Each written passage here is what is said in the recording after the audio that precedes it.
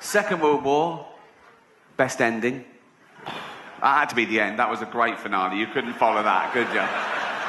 People are worried about that. They go, oh, atomic energy. Oh, it's bad. The effects are still being felt today. But, oh, it ended a war. And that's good. And it was discovered by Einstein. And he's a genius. And in his 1903 paper, he said that light could be described as discrete bundles of energies that when irradiated onto an unstable... What maniac thinks like that? Really? I'm not a doctor, but I think that's what turned Stephen Hawking's mad, too much thinking. Do you know what I mean? The universe is expanding. Of course it is, Stephen. Yeah, of course it is, yeah. Jeez. Take a day off, go for a walk. Not a walk, but I mean, just,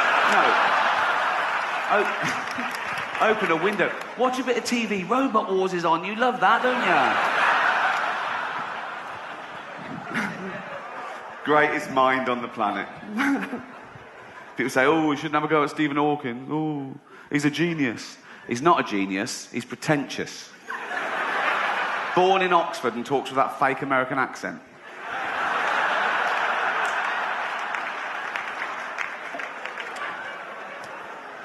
He is actually a hero of mine. Not my greatest hero. My greatest hero is Nelson Mandela. What a man, isn't he? He's an incredible man. Incarcerated for 25 years. He was released in 1990. He's been out about 18 years now. And he hasn't reoffended. I think he's going straight. Which shows you prison does work.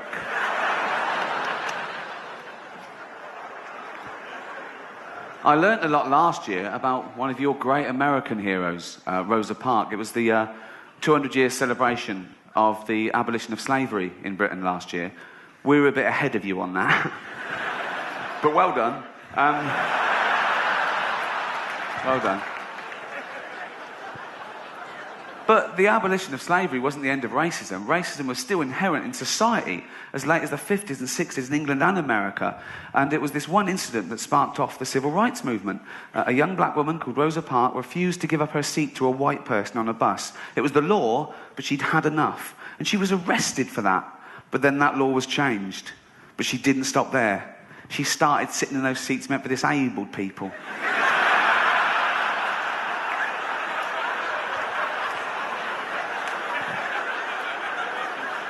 She talked to the driver when the bus was in motion.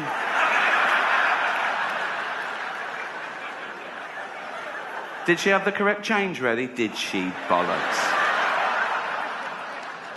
Oh, some people. Cheers.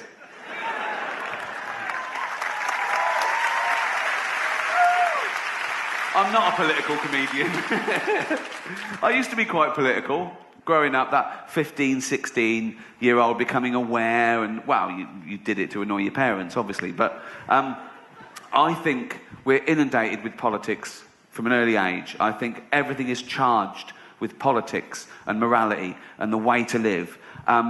It's in everything, fables, nursery rhymes, little sayings. I remember, I must have been as young as 6, when we used to have an assembly at school, an infant school. We'd all come in every Monday and sit down on the floor, cross-legged, and our deputy headmaster used to come and tell us a story. And it always had a moral that we were meant to think about, and this would make us into leaders of men, character building. And he used to take ages over it. And he loved it. It was his best day, you know. And I remember he told us about the 2 mice. The lazy mouse and the industrious mouse. And it was summer, and these 2 little mice were out in the woods. The sun was out, the streams were babbling, there was flowers, there were berries, there were nuts, there was, and Lazy Mouse, he'd just be running around in the sun, having a bite from a berry, throwing the rest away. There was loads, it was never going to run out. Industrious Mouse, he'd have a berry, sure, but he'd eat it all, and he'd put one away for a colder season. He knew. Lazy Mouse, he'd be fucking running about, sunbathing, eating, chewing, throwing the rest away. Industrious Mouse went, oh, be careful, Lazy Mouse, because come winter, oh, fuck off, you square.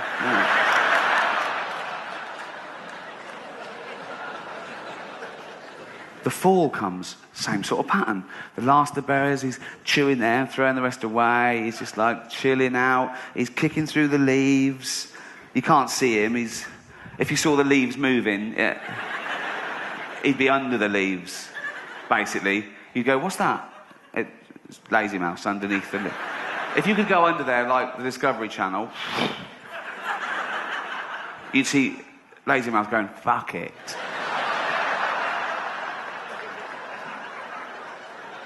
Industrious Mouse, he'd be freeze-drying loads of berries, he'd be chopping wood, and he made an axe to chop the wood out of a little twig and a sliver of flint, which he tied on with a horsehair, thus enabling him to chop and stockpile fuel.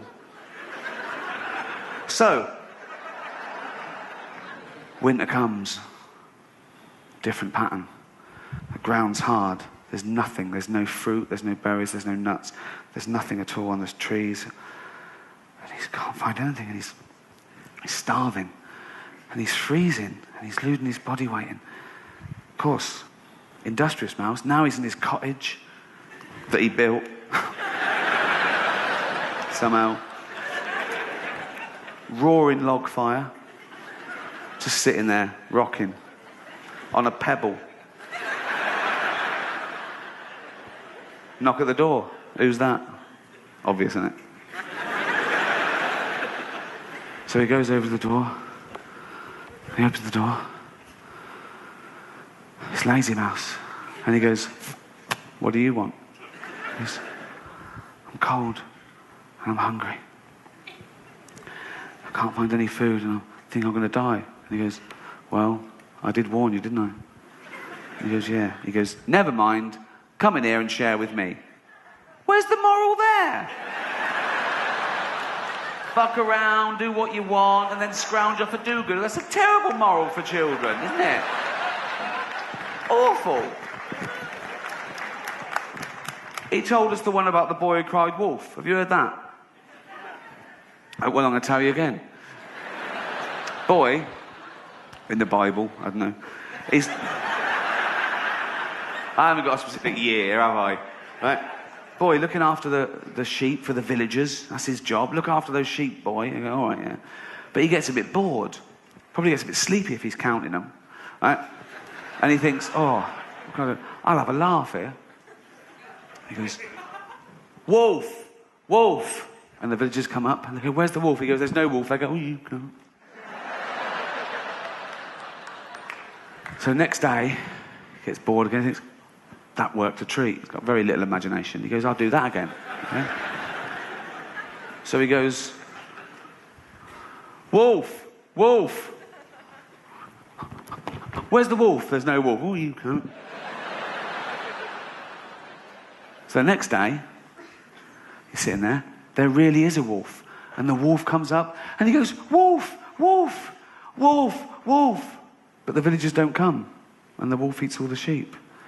And we were told the moral of that is never tell a lie. No, it isn't. The moral of that is never tell the same lie twice. Again. A terrible moral for children.